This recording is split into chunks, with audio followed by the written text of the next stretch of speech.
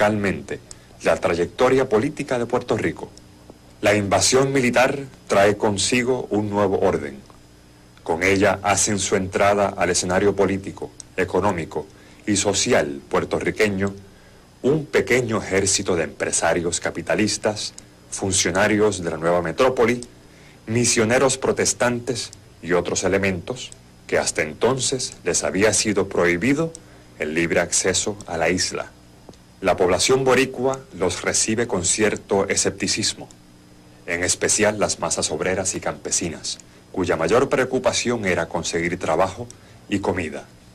La imposición del nuevo régimen colonial afecta de inmediato el desarrollo de la agricultura, al darle preferencia al cultivo de la caña en la costa, en prejuicio del café en la montaña. Con esto se inicia un proceso de cambios que altera considerablemente el sistema predominante hasta entonces. Por otra parte, y concentrando nuestra atención en la altura cafetalera que más nos interesa, se va a notar en esa zona el impacto mayor y más directo e inmediato de algunas medidas económicas que toma el gobierno militar de los Estados Unidos, que dura desde 1898 hasta 1900. El cambio y la devaloración de la moneda, por ejemplo, la decisión de si se ejecutaban o no se ejecutaban las hipotecas pendientes, las deudas de los agricultores, unas leyes impositivas de nuevos impuestos que van a afectar más directamente a los pequeños y medianos propietarios, el desaliento, el desempleo, la desesperación, van a producir una verdadera catástrofe en toda la zona agrícola del país, con especial énfasis en la altura cafetalera. El campesino puertorriqueño, acostumbrado a las duras faenas del campo, lograba sobrevivir gracias a una economía agrícola de subsistencia.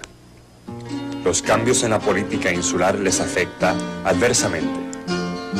Apenas sorprendidos por la invasión norteamericana, otro elemento inesperado hace su aparición. El 8 de agosto de 1899, la isla es azotada por uno de los huracanes más terribles de su historia. San Ciriaco es el responsable de una de las mayores catástrofes en los anales de Puerto Rico. A pesar de que toda la isla recibe el impacto, la zona cafetalera del centro y suroeste de la isla es la más afectada. El ciclón de San Ciriaco principió por la mañana amaneció con sol. Y como a las 9 lo que se veía era cielo arriba y agua abajo. Porque eso estuvo día y noche tumbando y llevando, y entonces, para otro día por la mañana, cuando nos vimos con una humaza blanca, una nublina blanca, por lo que se veía, era cielo arriba y agua abajo, pero se veían los árboles y las plantas que habían y no se veía nada de lo que había en la tierra. Lo que se veía era agua y tierra.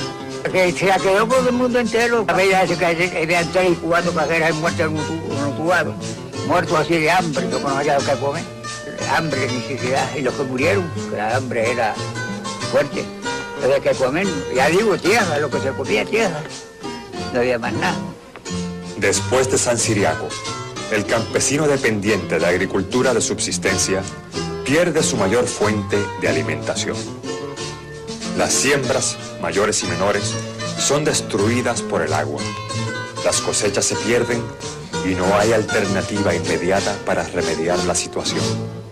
Al poco tiempo, el hambre y la miseria comienzan a trabajar y el campesino, el sector más afectado por la catástrofe, siente de inmediato las consecuencias. Ante esta situación, el gobierno militar norteamericano intenta remediar parte de los males causados por el huracán. Inicia un plan de ayuda dándole importancia a la distribución de alimentos y a la creación de empleos en obras públicas.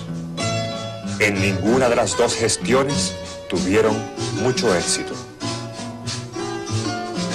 Poco después del ciclón San Ciriaco, a Puerto Rico habían venido representantes de distintas compañías norteamericanas en busca de trabajadores diestros en las labores agrícolas. Ofreciendo mejores sueldos y condiciones de trabajo, provocan la emigración de varios miles de puertorriqueños a distintos países en el Caribe, Santo Domingo, Cuba, México y otros.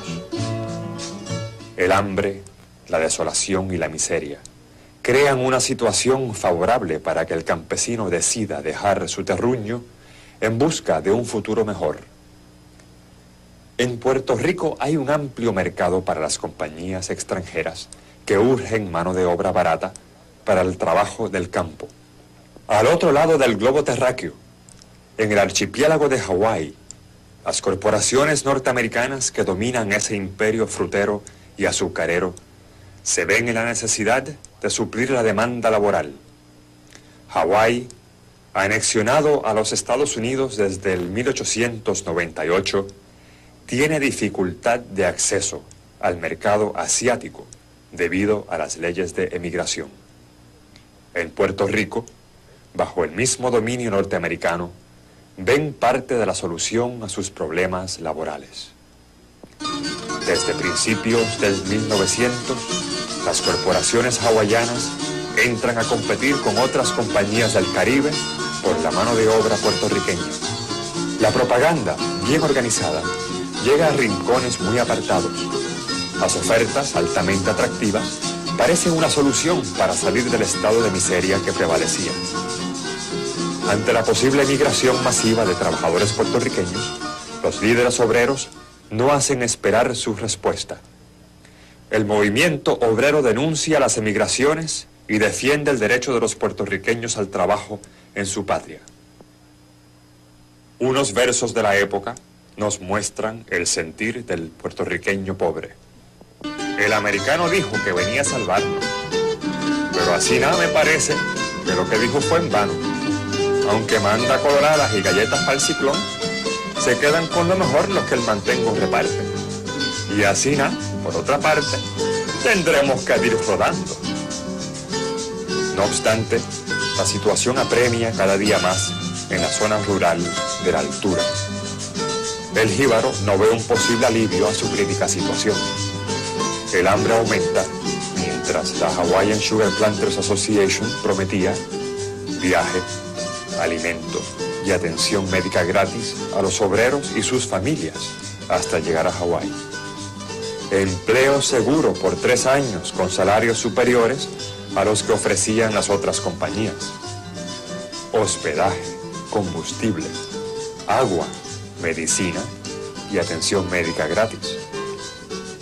Protección de las leyes de territorios estadounidenses, en fin, muchas ventajas adicionales a las otras ofertas que hacían las compañías competidoras. A la larga, las promesas de las corporaciones hawaianas vencen el miedo de aventurarse a tierras lejanas, al otro lado del planeta, donde hablan otras lenguas y tienen otras costumbres. En busca de unas mejores condiciones de vida, bajan de los montes miles de campesinos. Familias enteras arrastran sus pocas pertenencias y se incorporan a las expediciones para Hawái. Se fueron todo el mundo, se fue el Puerto Rico con los chiquitos nada más, se fueron todos, mujeres y hombres se fueron, porque no había, aquí no había vida, no había de qué vivir, no, vinieron así a las alturas vinieron a buscarlo, entonces se lo llevaron, engañados para que allá había vida, había que comer y había todo, y había que comer, lo que había era hambre también allá. Se fue un tío mío se fue, tío Martín se fue para allá, para Hawái, y en Hawái mismo murió. Tuvo un poco de tiempo, pero que allá no conocía, no sabía de letra, no sabía de nada, solamente como los animales, y se fue para allá y de hambre casi murió. Se fueron para allá para ver si allá los llevaban, los barcos los llevaban gratis.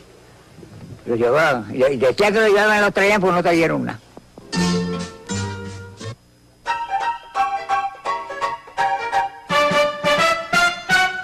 Efectiva, que provocó una fuga masiva hacia los puntos de embarque. Bajaron trabajaban familias enteras compuestas por niños, adultos y ancianos. Matrimonios jóvenes también emigraron. Varones aventureros de diferentes edades se unían, en especial adolescentes que se fugaban de su hogar. Una vez llegaban a los puntos de embarque, la situación se hacía un poco más pesada, ya que en los puertos no habían las facilidades para atender a tanta gente. La primera expedición de migrantes puertorriqueños al Hawái salió del puerto de Ponce en noviembre de 1900. Salían en vapor por el sur hasta la ciudad de Nueva Orleans. Allí tomaban un tren por todo el sur de los Estados Unidos, cruzando 5 estados hasta llegar a San Francisco. De allí salían de inmediato en barco hacia Hawái.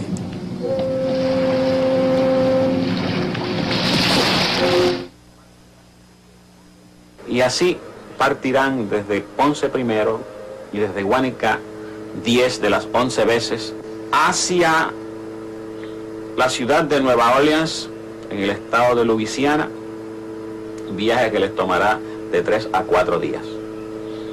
Allí les está esperando un tren contratado por la corporación, con unos vagones especiales, 3 o 4 vagones especiales, que serán custodiados por guardias fuertemente armados, y así los tendrán durante toda la travesía. Se había planeado la travesía de tal modo que ese tren llegara a la bahía de San Francisco justo a tiempo para que el vapor que venía o que habría de llevarlos a Hawái coincidiera con la llegada a la bahía, y así no hubiera mucho tiempo para que los periodistas y los medios husmearan por allí. Llegan a la bahía de San Francisco, y en ese primer viaje, en las navidades del año 1900, van a experimentar lo que son los Estados Unidos por primera vez, con el frío invernal violento. Y allí un grupo de más de 50 de estos obreros se rebelan y rehúsan pasar del tren a la barcaza que luego los llevará al vapor que va para el Hawái. Y en lugar de seguir al resto, comienzan a caminar en dirección contraria por las vías del tren, huyendo. Y así empieza la historia de la colonia puertorriqueña en California.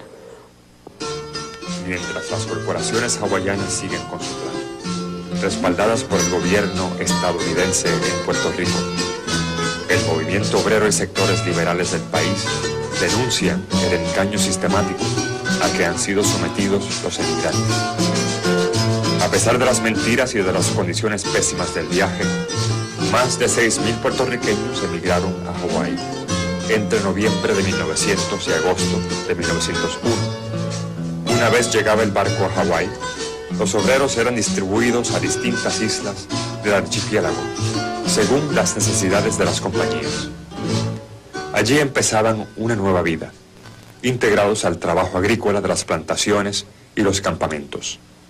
Para el 1902, los trabajadores puertorriqueños se encontraban dispersos en 34 plantaciones en las islas de Hawái, Kauai, Maui y Oahu.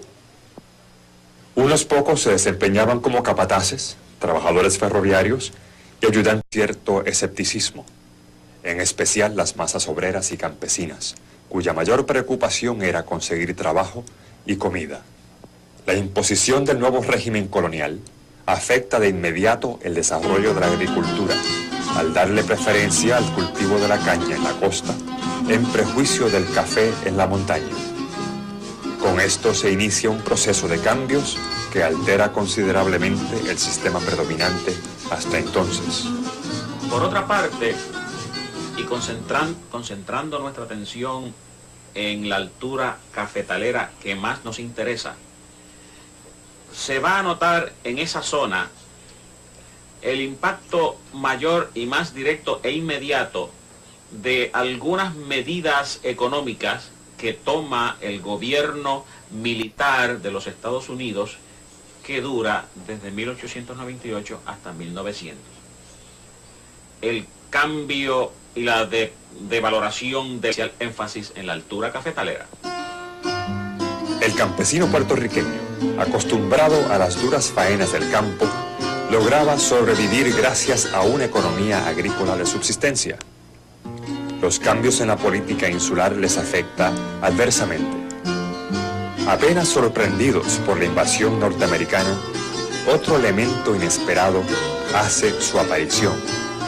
El 8 de agosto de 1899, la isla es azotada por la moneda, por ejemplo, la decisión de si se ejecutaban o no se ejecutaban las hipotecas pendientes, las deudas de los agricultores, unas leyes impositivas de nuevos impuestos que van a afectar más directamente a los pequeños y medianos propietarios, el desaliento, el desempleo, la desesperación, van a producir una verdadera catástrofe en toda la zona agrícola del país, con especialmente la trayectoria política de Puerto Rico. La invasión militar trae consigo un nuevo orden. Con ella hacen su entrada al escenario político, económico y social puertorriqueño un pequeño ejército de empresarios capitalistas, funcionarios de la nueva metrópoli, misioneros protestantes y otros elementos que hasta entonces les había sido prohibido el libre acceso a la isla. La población boricua los recibe con